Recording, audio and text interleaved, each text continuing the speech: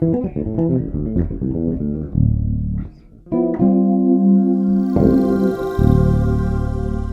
this lesson, we're going to take a look at how to transform some of the ideas that you already know and then apply them over some more complicated chords. So with that in mind, grab your bass and let's get started. One of the problems that I see again and again is the principle that people have a hard time understanding what to play over what seems like more complicated chord types. The difference in perception of, let's say, a minor seventh chord, which most people have some established vocabulary developed, compared to, let's say, a minor 7 flat 5 chord is huge. There seems to be this big disconnect over the difference of one note. So if we go ahead and play a D minor 7th chord in position, we're going to have something like this.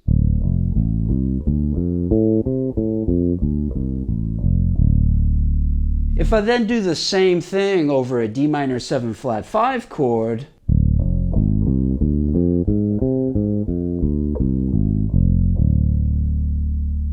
now, if I take that same idea and apply it in a horizontal position, a little bit higher up the neck, I could end up with something like this. This is a D minor 7 chord.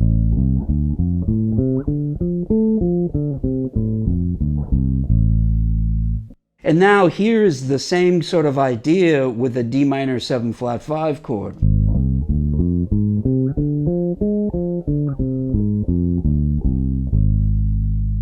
So as you can see, there isn't really a huge difference between a minor 7 flat 5 and a minor 7th chord, or is there? There's a lot of bass players these days that are neglecting to listen to and learn the characteristic sounds of the chords they're playing over.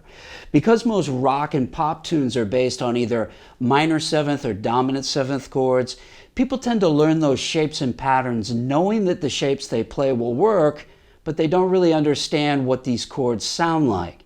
Then what happens next is they start to experiment by playing over more harmonically dense chords like a minor 7 flat 5 chord, and then many will say as a result that that's too technically hard to play over. They could be burning over a minor 7th groove that they already know, but suddenly when they have to change one note to bring out the characteristic difference, they start to struggle.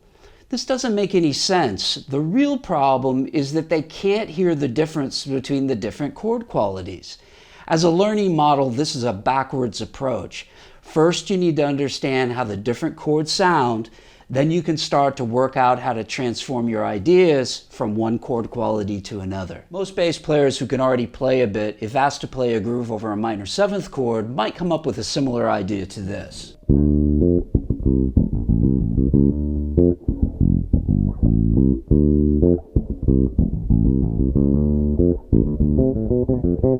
Okay, let's break this down. In the first bar, I'm playing something like this.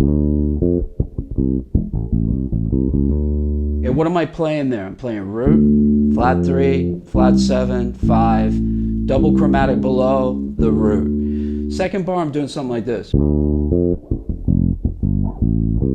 So I'm playing root, flat 3, down the octave to flat 3, then 4 and 5. That's a scale passing tone. When you have a scale note that passes between two adjacent chord tones, either ascending or descending, that's a scale passing tone. And then I finish on the flat 7, which brings me back to 1. The third bar is the same as the first bar. And then in the last bar, I'm playing this little passing tone line here. And it's important to know what scale we're working with here. So over this minor 7th chord, I'm using the Dorian mode, or the Dorian scale.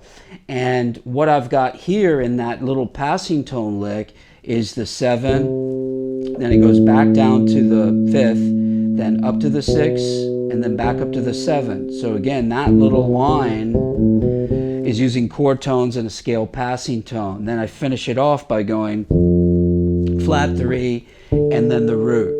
Okay, what I want you to do is practice this and then come back and we'll check out how this same line works over a minor 7 flat 5. Okay, so this is how this would sound over a minor 7 flat 5 chord.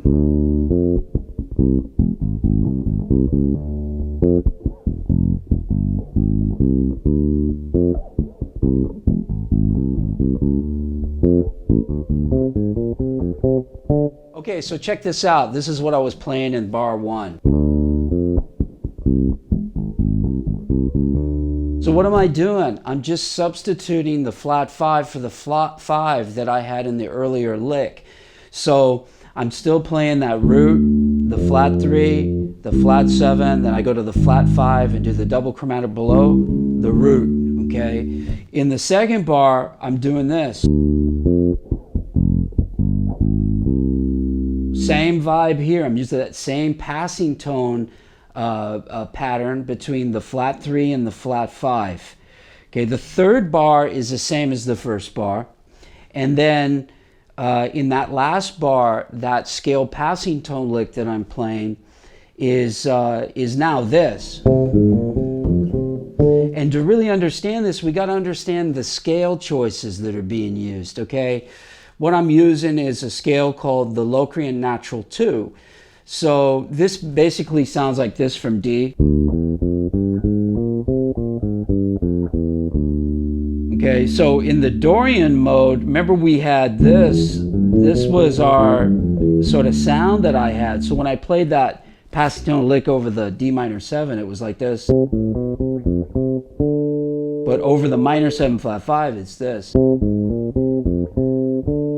Okay, so it's really important that you understand that. And that Locrian Natural 2 scale, there's other choices that you can use on a minor 7 flat 5, but this is probably the best one as a standalone chord because there's no avoid notes within this scale. So this is something to kind of maybe further your study, and I go through all this stuff in all my courses, Skype lessons, all the stuff on my website. I go into this in great detail, so it's worth checking out. What I'm going to do now is I'm going to play this minor 7 flat 5 groove in context so you can hear it in almost like a band scenario. But what I want you to notice is that I've actually expanded the syntax of this groove in the second 4 bars. So check out how this sounds and then come back and we'll do a debrief.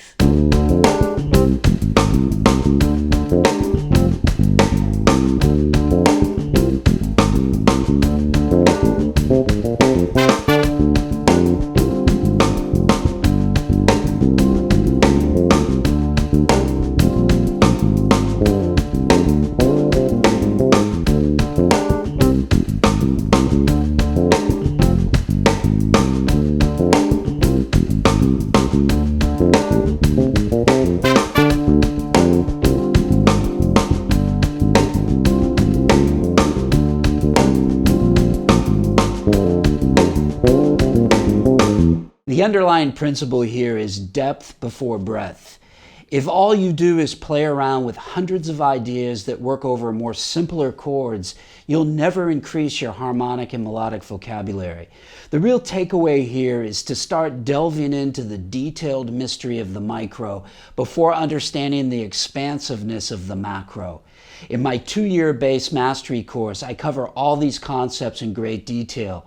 For more information, check out joehubbardbassvideos.com. If you're interested in becoming a better improvising bass player and learning great musical content from arpeggios to grooves, then subscribe to my channel now.